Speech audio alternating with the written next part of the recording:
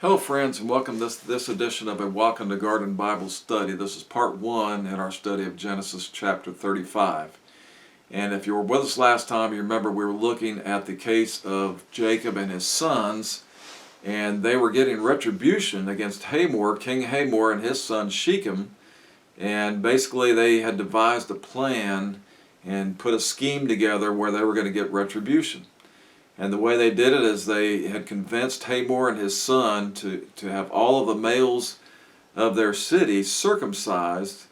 And it was in an effort to, they were indicating it was going to be an effort so they could reconcile and they could start have business dealings together. And beyond that, it was going to be a way that Shechem could have Dinah, Jacob's daughter, for his wife. Even after he had taken advantage of her, brought dishonor on the family. But that's what they had indicated to them that they were going to do. And so we saw as Shechem and Hamor and all of the men had gotten circumcised all in one day, and it said as they were sore, as they were healing from that process, well, they were vulnerable. And so Jacob's sons, Levi and Simon, and they knew that, and they'd gone in and they took the men and they basically slew all the men of the city. And they took the wives captive, and they took the spoils of the land, and they took and brought them all back to their home there with Jacob's household. And so we were kind of asking some of the questions there about, whether they were justified in doing that, whether that was the right thing to do. And obviously they had schemed about it behind their father's back, because Jacob said, well, now, look, because of what you've done, you've caused us to stink in the eyes of all of the surrounding landscape, all of the surrounding cities and the tribes that were there. And they're going to rise up. He said, we're few in number, but they're many in number. They're going to rise up, and they're going to come, and they're going to wipe us out. They're going to wipe us off the face of the earth, basically. And so that's kind of where we left off, and we were looking at those questions. But in hindsight, hindsight doesn't change a thing. We can always, when something happens, when an incident happens in our lives or whatever, we can always look back and say, well, if this would have happened, or if that would have happened, or if I made a better decision, or if I'd done it this way instead of that way, then we would have had a different result. Well, it doesn't change. The deed has been done. And, in choices in our lives, it's all about choices. We make those choices. Sometimes we make sporadic choices or spur-of-the-moment choices, not thinking about, what the future or the possible outcome is. And a lot of times it's just because we're not being patient, we're not weighing out the circumstances. And beyond that, we're not taking it before the Lord to get the Lord's peace about it, to get the Lord's insight on it, to get the Lord's leadership in the matter. And the Bible tells us that we have to wait upon the Lord. We should wait until we are convinced that it's His will that we do this thing, and then if we go forward in that case, we know we're going to get the proper outcome. But sporadic choices in life can lead to a lot of dismal circumstances and dismal outcomes, and we don't always think things through. And so that's where they found themselves in, is regardless of if they look back and say, well, we should have did that, or we should have waited, or maybe we should have consulted our dad, or whatever the case is. They were in hot pursuit. They were in the heat of the moment. They were in the heat of anger, and they just knew that they had to get instant retribution. And so regardless if they looked back and talked about anything after the fact, it didn't change the fact that the deed was done. The deed was done. All these men were dead, and now they were going to have to deal with that situation. So whether it was fully planned to go through with that, or whether it was a plan that was modified once they came upon the encampment, their barbarous anger took over, and they just felt that they would just end up slaughtering the entire group. We don't know. We don't know if they went in originally thinking they were just going to take care of Shechem, or maybe take care of Shechem and Hamor and quit at that and just try to get Dinah out of there. But whatever the case was, they ended up, just taking their anger throughout the entire city. And so once they'd completed the task, well, what would they do? Well, they would enrich themselves with the spoils. They would plunder the town. And it's kind of ironic that Hamor was boasting. What was he boasting about? Well, he was boasting about how to his people, how this new relationship was going to add the fleet of livestock of Jacob to their ownership. They were going to share all the goods, and they were going to get more wealthy, and they were going to have more livestock, and they were going to have more possessions, and it was going to be a good thing. It was going to add to their wealth.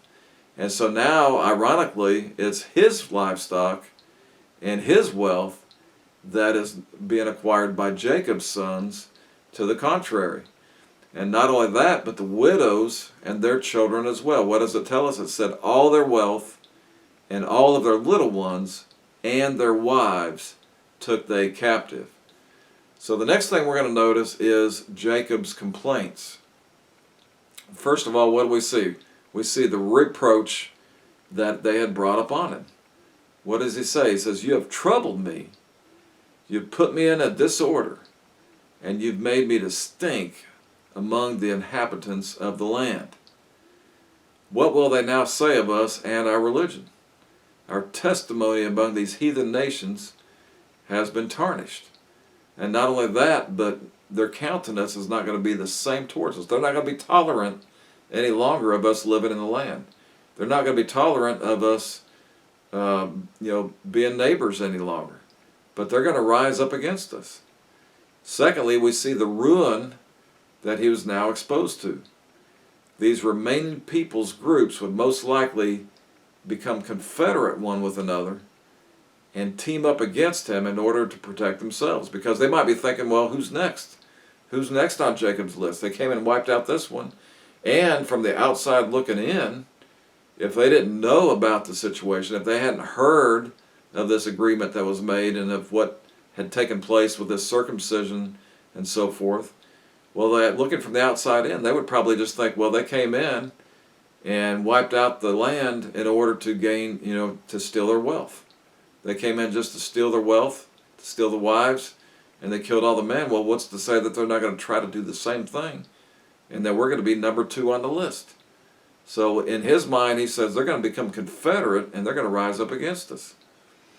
They will no longer trust any peace agreements like the one we made with Hamor, because if we try to make a peace agreement with them, it's just like you think back in our own history when they used to make those, in the 1800s, for instance, when they made the peace agreements with the Indians many times. Well, once those started they started not fulfilling those agreements, they started reneging on them and started underhandedly doing things, well, then the word got out. And it was like crying wolf. If they ever tried to make another agreement, even if they were sincere about it with another tribe, well, they weren't going to have any trust in them because they had heard how they handled the last agreement with the other tribe. And then they went in and slaughtered them the next day. So this was going to be the same way these people were going to be viewing any type of agreement they would try to make. And so they were more in number, and they could easily assemble a larger army. These are the things that Jacob had to consider. He says, "I shall be destroyed, I and my house." They'll wipe us out as opposed to, what we did to them. In other words, if all the Shechemites were destroyed for the offense of one, because let's face it, the reason they destroyed the whole town was because of what Shechem did. I mean, the rest of the town wasn't in on it. It wasn't their decision to do that. It was one man's decision, but the entire town suffered because of it. Well, if all the Shechemites were destroyed because of the offense of one, then why not all of the Israelites for the offense of 2? He says that's what they're going to be thinking. An eye for an eye and a tooth for a tooth. So, what do we see? Well, do we see a humbleness? Or do we see repentance or asking forgiveness from their father for what they've done? Well, apparently not, because they were still thinking they were in the right and they were completely justified in what actions they had taken. Because what do we see in the reply? They say, "Should he deal with our sister as with an harlot?" In other words, shouldn't she be justified? Shouldn't she be, shouldn't this matter have been rectified? Weren't we in the right to take action? Didn't we have just cause to go in and do what we did? And so they're still, from their viewpoint, they did the right thing. They have no remorse about it. They have no second guessing about it. But they're saying, look, if we wouldn't have taken care of that business, then it was like we were okay with it. It was like it'd be like us saying, oh, it was okay that she got dishonored. We have no problem with that. And we talked about that in some detail in our last lesson about how that's kind of the viewpoint of our modern society, is that people just look on those things even when they happen, and they really don't have any great concern about it. But although Shechem was surely in the wrong, and most likely an instigator in the incident, and possibly he, forced the hand, and seemingly he did take her by force and possibly totally against her will and judgment at the time, it still takes two to tango. So Dinah she had put herself in that position because she'd gone out to see the daughters of the land. She'd gone out to intermingle with the locals there. And again, if she had not put herself in that environment, had she not gone out to see the daughters of the land, then she most likely would not have been in a vulnerable position to begin with, to be taken advantage of, an unprotected situation. And most likely, this account would not have even been written, and it would have changed a whole course of events.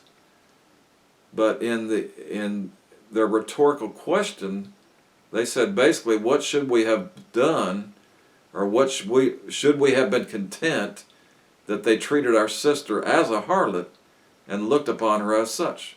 Should we have been okay with that? Should we have been content with that? Well, no, we did what we felt was necessary and the right thing to do. And evidently they viewed Jacob's position in the matter in this manner in the statements that he had made. So that's kind of the way they were looking at it. But, again, sometimes, yes, the one person can be in the wrong and they can be guilty of the crime, but sometimes it's kind of a snowball effect. It's the outcome of somebody being in the wrong place at the wrong time. And so choices on both halves led up to the incident taking place in the first place. And so that's what we see. Well, with that, we're going to go ahead and begin our study of chapter 35. We'll pick it up in these first 5 verses.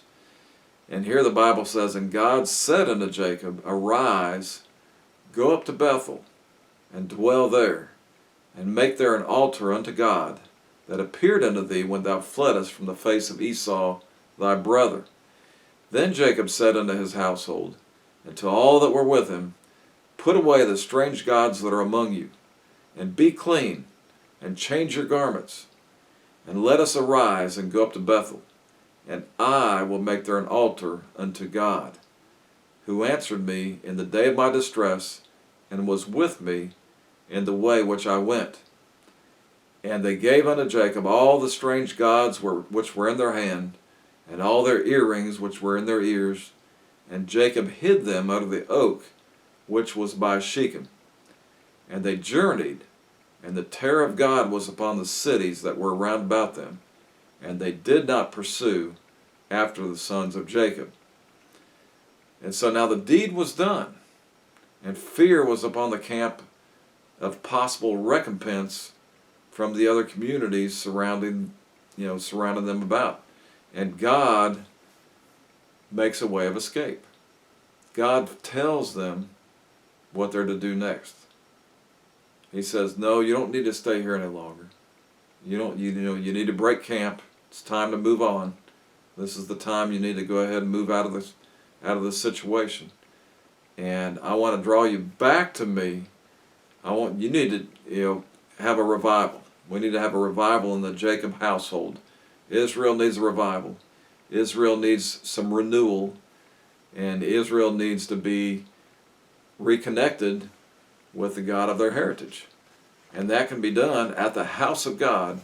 That's going to be done at this strategic point, this holy place that had been established by Jacob previously, and that is at Bethel. Once again, what do we see here? We see God communing with Jacob, and not only with him, and not only giving him a warning, but giving him divine guidance. What does he say? He says, "Arise, go up to Bethel, and dwell there, and make there an altar unto God, unto the God that appeared unto thee when thou fleddest from the face of Esau, thy brother." God reminds him of his vow at Bethel and sends him there to perform it. What had Jacob said there? He said, "If I come again in peace, this stone shall be God's house." God had exceeded his part of the so-called bargain between him and Jacob. He had given Jacob more than bread to eat and more than raiment to put on, and he had prospered greatly.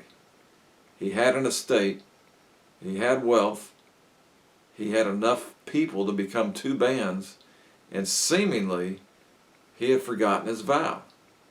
But now it was time to fulfill it, and thusly God instructs him to do just that. And the Bible tells us that when we make a vow, it says it's better not to make a vow and keep it than to make a vow and not keep it. So when we make a vow, sometimes we have to be reminded of that vow. We need to keep that in the forefront of our mind. And we need to do everything to the best of our ability to follow through. Because a vow is, many times it's saying, "God, if you'll do this for me, then I will do this." And that's a sacred oath before the Lord. And that's what Jacob had done. He said, "Well, if you just give me food to eat and raiment to wear and safe passage, then this is what I'll do." But he hadn't done it yet. He hadn't followed through. He hadn't finished the course. And it had been reckoned now that he'd been in Canaan for somewhere around 7 or 8 years. He had purchased ground there. He'd built an altar there, and he had established himself and his family in that place. But now was the occasion, now was the right time to go back to Bethel, back to where the promises to God were made, back to where there was sweet fellowship and worship, and back to where he had been issued a new name and a new title. Bethel is calling, and I must go. Sometimes it's good to go back to places that mean something to us, that significant events had taken place in our lives. It could have been a place where you graduated high school. It could have been a place where you got married. It could have been a place where you had a close encounter with a close loved one or something. But those are special places, and there's a special place sometimes that we maybe took a vow at. Maybe it was in a church, and we made a vow there to serve the Lord, and we trusted Christ in that place. And sometimes it's good to go back and have that refreshed in our mind's eye, and then have that vow rekindled once again in our heart that we had took so vehemently in that place at that time, and have that spark reignited within our hearts. And to go back to that place and recognize the place where we took that vow, and it just becomes a holy place. It becomes a special place, and a place where it's not that we can't reconnect with God at where we're at, but sometimes those places, whether it be at an altar, whether it be at just a dedicated site, whether it be in a special place like a church, congregational place, wherever it is, but to be able to rekindle that vow and to make sure that we followed through on that vow that we made before the Lord. Sometimes in marriages it's good to do that. It's good to rekindle. I've heard of people retaking their vows. They just want to renew those vows. They want to make them fresh in their mind once again. They want to have them in the forefront, and they want to make sure that they're following through and have those things brought back to their mind that they had so adequately agreed on at one point in their life. Well, that's what Jacob now must do. He must return to that place where he made that vow. And God hasn't given him direct guidance and instruction in the matter now. He's to pull up stakes, take all his belongings and his family, and set up residence in Bethel. And that's not a small undertaking by any description. The families have obviously grown during this time. They've acquired more wealth. They've acquired more animals. They probably got more servants, and they've become a bigger and bigger community. And now to tell them, as the leader of the pack, that, hey, we're going to pull up stakes, we're going to gather all our things together, and we're going to move on. And it's a nomadic lifestyle, but it's on a huge scale at this point in his life. So it's not a small undertaking by any description, but now it's time to go back to the house of God. And God reminds him of the occasion of it. He says, remember, that was when you were fleeing from Esau, your brother. And he must now remember that the Lord delivered him out of that face of affliction and has brought him and completed his part of this so-called bargain between him and Jacob. He had given Jacob more than to eat. He had given him all these things. And so now it was time to move on. So what's the next thing we see? We see that Jacob obeys the Lord. He commands his household to prepare for the move, not only for the removal from the land, but also for the religious services that were to be performed. So here we can make a couple of observations. First of all, before solemn ordinances, there must be solemn preparation. An example, if there's going to be some kind of a solemn event taking place, maybe it's a funeral, maybe it's a wedding. Well, there's preparation that has to take place beforehand. The couple goes in to get counseling. They go in to make sure that they're on the right track with each other. They make sure on the right track with God. And there's much prayer and much preparation and much soul searching that goes in to preparing a wedding. A funeral, they certain preparation. They want to make sure they give honor where honor's due. They want to show respect. And they want to have a time of remembrance for the lost loved one. And there's preparation, there's prayer, there's just getting things in place. There might be certain clothing to get ready, available.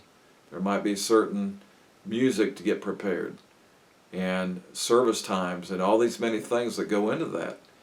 And so it was that before they returned to Bethel, there were certain preparations that were going to need to take place. And so we'll notice that it involves prayer, it involves hygiene, it involves clothing, and so forth.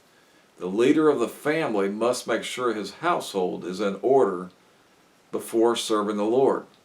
What does it tell us in Joshua 24:15? It says, and if it seem evil unto you to serve the Lord, choose you this day whom you will serve, whether the gods which your fathers served that were on the other side of the flood, or the gods of the Amorites, in whose land ye dwell, but as for me and my house, we will serve the Lord.